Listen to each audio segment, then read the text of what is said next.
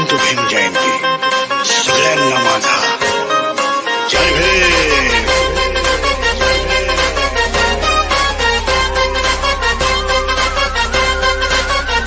मी फक्त माझ्या भीमाला मानतो.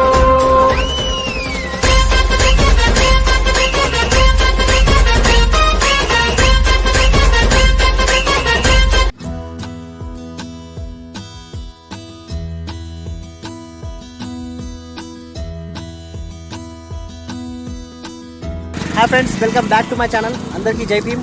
ముందుగా డాక్టర్ బిఆర్ అంబేద్కర్ గారి 131 జయంతి శుభాకాంక్షలు.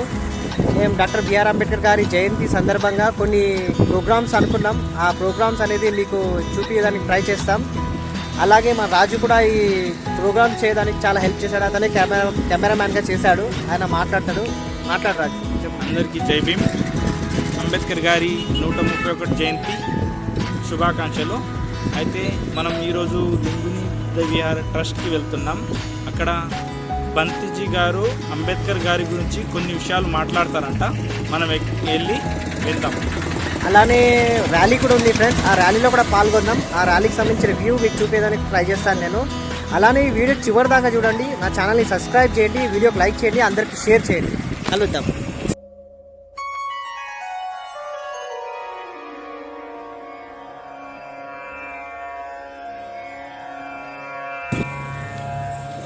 आज पूर्व संध्या 14 अप्रैल पर सभी देशवासियों को मंगल कामनाएं. परम पूज्य बोधिसत्व डॉक्टर बाबा साहब आम्बेडकर, उनका कल जन्म दिवस है. उस जन्म दिवस के अवसर पर सभी को मैं शुभकामना देते हुए हमारे जो मसीहा है, हमारे जो राष्ट्र निर्माता है, संविधान के शिल्पकार है, और यहाँ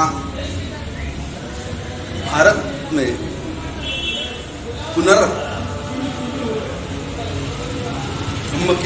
बौद्ध धम्म की स्थापना करने वाले बोधिसत्व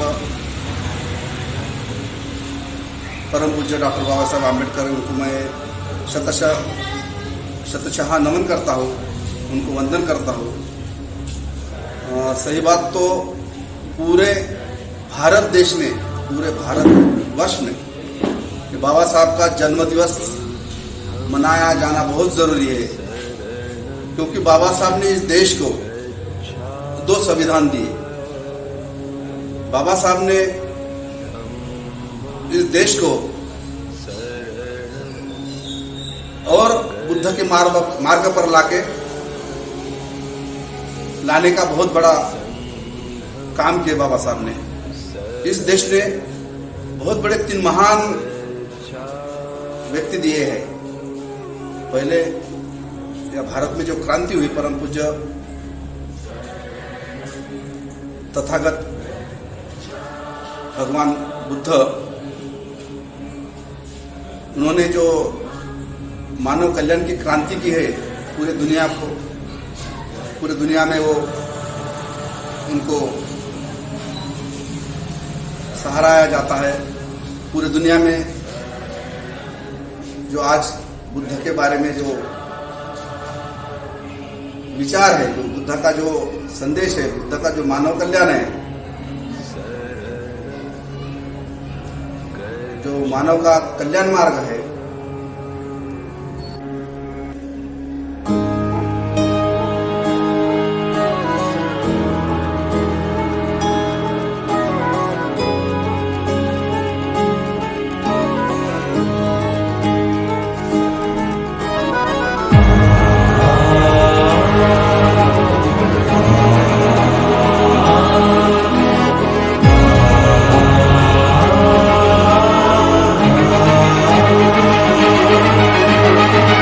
संविधान का है तो ही शिल्पकार.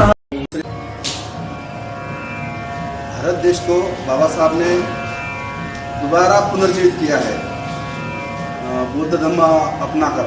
ये जो धम्म क्रांति है, धम्म क्रांति में ही देश का, पूरे देश का और दुनिया का उद्धार है. लेकिन हमारे जो भारत देश के जो लोग हैं वो समझने में थोड़ा से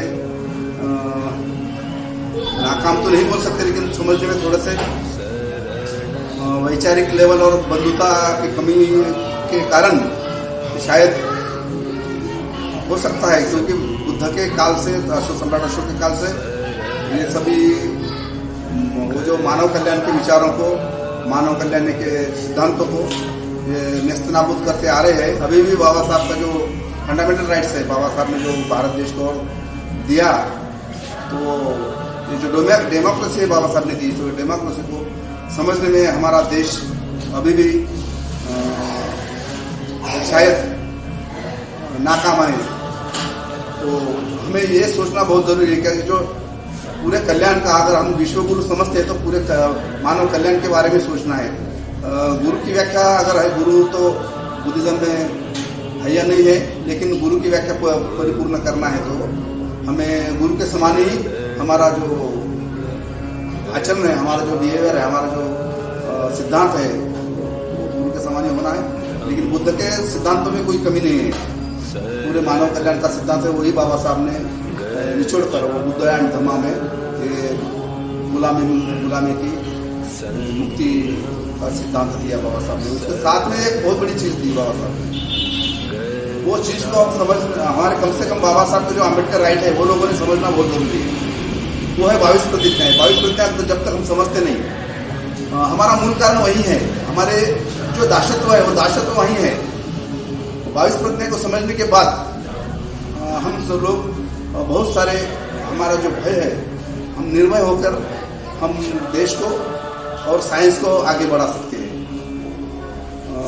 यहाँ का जो आर्थिक, जो बाबा साहब ने जो मानसिक और आर्थिक जो गुलामी है, वो गुलामी को हम बाहर निकाल सकते हैं। बाबा साहब ने बुद्धिज्म के अंदर जो सोशलिज्म है, बुद्धिज्म के अंदर जो साम्यवाद है, बुद्धिज्म के अंदर जो मानवता है, बुद्धिज्म के अंदर जो समता, स्वातंत्र, बंधुता है, वो बहुत अच्छे ढंग से भारत के सामने और दुनिया के सामने रखा है।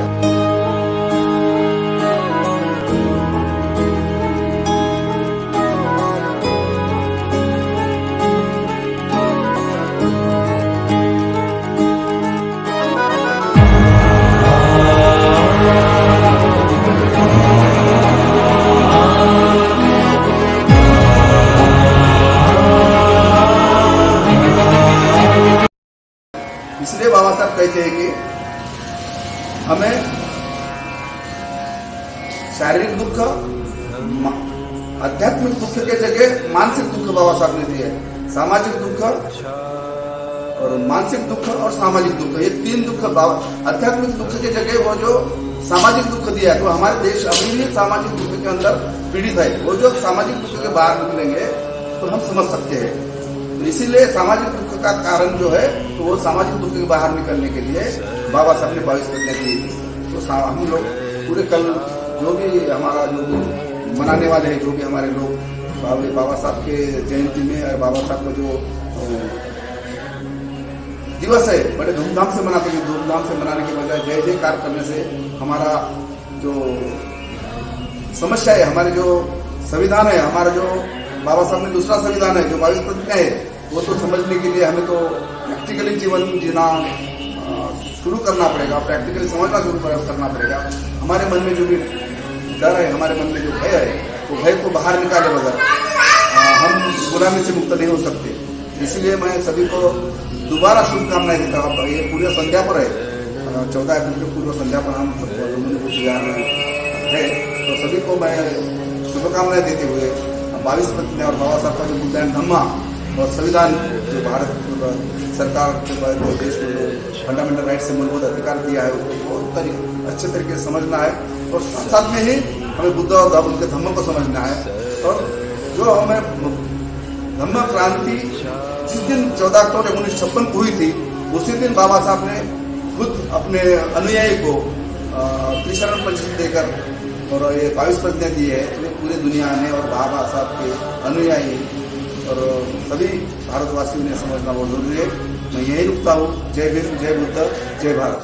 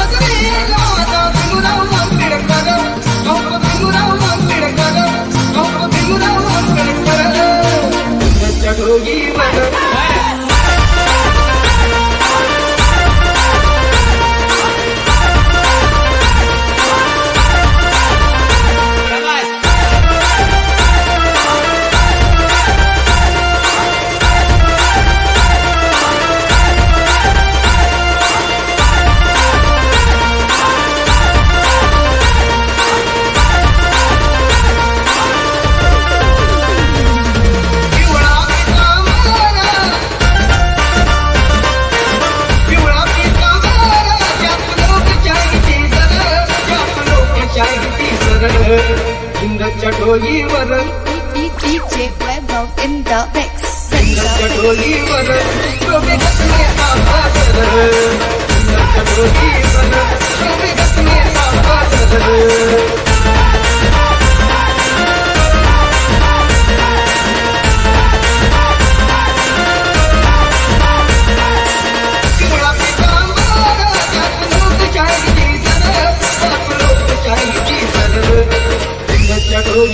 DJ Manoj in the mix. चटोलीवर शोभे घटने आभार चटोलीवर शोभे घटने आभार